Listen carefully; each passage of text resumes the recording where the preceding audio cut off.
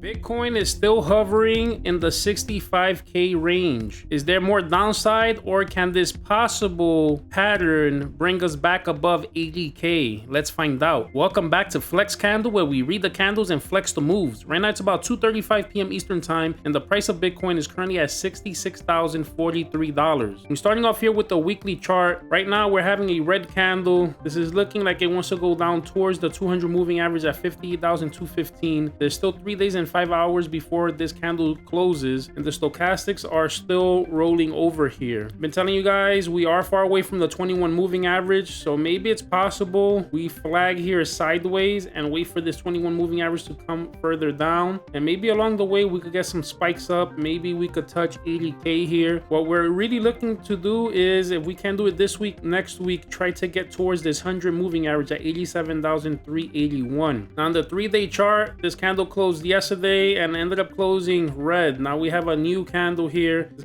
closes in 2 days and 5 hours. It's currently red at the moment. The stochastics are looking good. They are pointing up. Again, we're far away from the 21 moving average at 84,626. On the daily chart, stochastics are still trying to trail up here. They could roll over here at any time. We are still kind of doing like a falling wedge flag right here. You see the pole and we're coming down. This could break us out still to about 77K as long as we don't roll over. The 22-hour chart though is not looking too good. We are starting to roll over here on the stochastics RSI. It looks like we're having resistance here on the 21 moving average. We haven't even been able to go and touch it as of yet. Unless we could turn back up and get above the 21 moving average, we could have more downside. That's currently at 70,522. It looks like we have heavy resistance there. On the 8-hour chart, stochastics look like they were on the way up, but if we zoom in, we could see that we're kind of starting to roll over here again, and this could give us more downside. You can see all the rejections we've had on the 21 moving average. We cannot break that. That's currently now at 68,568, and right now we're having another red candle. This is looking pretty weak here. We take a look at the 4-hour chart. I have this in a slanted inverted head and shoulders, a complex inverted head and shoulder, left shoulder, head, right shoulder. This measured move could take us to about the 200 moving average at around 83,724. This is still in play. We're still here on the neckline. We haven't been able to break it. In order for this to work out, we would have to get through this 50 moving average, which is currently at 68,945. So the resistance now at around 69K. We could still do it as long as we don't fall below this head here and we don't go back to test 60K. The stochastics still have room to continue going up. We're starting to curve over here a little bit. As more time passes, this is going to look further and further away from this happening, but this is a pretty long shoulder here, so we could still go sideways here and eventually break out. I give this maybe like a 50-50 chance of happening. We take a look at the 1-hour chart. The stochastics are starting to reset. We are far away from the 21 moving average. That's currently at 67,156. And on the 15-minute chart, yesterday I gave you guys a possible double bottom here that did not play out. We started dragging here. We ended up getting an M pattern. We could not get above the 200 moving average, and right now we're falling down again. Stochastics are getting toppy, and we cannot get above this 21 moving average at 66,295. So to be honest, right now things are not looking too good. It looks like we're having heavy resistance around 67K, 68K, especially at 70K. If we cannot get above 70K in the next few days, it's possible that we do go and test 60K, especially if we break below 65K. So right now we're fighting in a range between 60K and 70K. If Bitcoin wants to show us some type of strength, we have to start closing candles above 70K, or more downside is to come. All right guys, so that's the breakdown. If this gave you clarity or a setup to watch, do me a favor, like, drop a comment, subscribe, and if you have a stock or crypto you want me to go over, drop it in the comment section. This is FlexCandle, where we read the candles and flex the moves. Catch you on the next chart.